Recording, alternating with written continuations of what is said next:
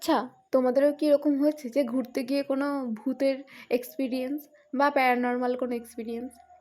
হ্যাঁ, আমাদের হয়তো সেরকম এক্সপেরিয়েন্স হয়নি। কিন্তু আমার বান্ধবী এখানে ফটো তুলছিল। তো আমরা হঠাৎ করে দেখে ওর নিচ থেকে ভীষণ ভয় পেয়ে গেছিলাম। তো এটা নিয়ে ভীষণ হাসাহাসি হয়েছে।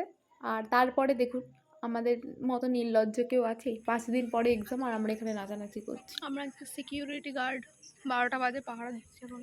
সবাই খেলাম। ওই কাকুটাকে বলি না, দাদাটাকে বলি আজকে আমিই পাহারা দিয়ে দেবো আর মামনি আপনি চলে যাকে ঘুমিয়ে নিন। সিরিয়াসলি আমরা হলাম নিশাচর, কী আর করবো, সবাই খেলাম, এখন ঝামেলা মেটানো হচ্ছে, কালকে আবার যাতায়াত। চলো আজকের মতো টাটা। বাজে ১টা, আমাদের দ্বারাই সম্ভব, আমরা এখনো ঘুমাইনি। তখন থেকে বকছি আমরা ঘুমাতে যাচ্ছি। তোর মা ঘুমায়নি এখনো? ও তোর মা তুই কি ঘুমাবি না? আমরা বাড়ি থেকে বেরিয়েছিলাম সকালবেলা ৭টা।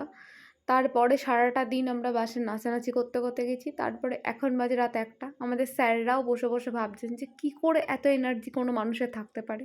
আমাদেরকে দেখুন, আমরা সারাদিন ঘোরাঘুরির পরেও এই সমস্ত করে বেরিয়েছি, সারা রাত। আর আমাকে এখানে দেখুন, আমি ফুল দেখলেই বা কোনো কুকুর বা বিড়াল এই সমস্ত কিছু দেখলেই আমাকে সেগুলো টানে। আমরা এখানে এত ভালো ফুল পেয়েছি, এখানে গিয়ে আমি ভিডিও করবো না, এটা কখনো হতে পারে? তো আমি একটু ভিডিও আর একটুখানি ছবি টবি তুলে নিলাম। যেহেতু আমরা পড়াশোনার কাজ নিয়ে ব্যস্ত ছিলাম, তাই জন্য খুব বেশি আমরা ভিডিও করতে পারিনি। তবে যেটুকু মেমোরিজ আছে ওইটুকুই শেয়ার করছি। এরকম দিন হয়তো আর পাবো না। হয়তো কি আর পাবোই না, কারণ ইউনিভার্সিটি লাইফ শেষ। দেখতে দেখতে আজকে আমাদের এক্সামও শেষ।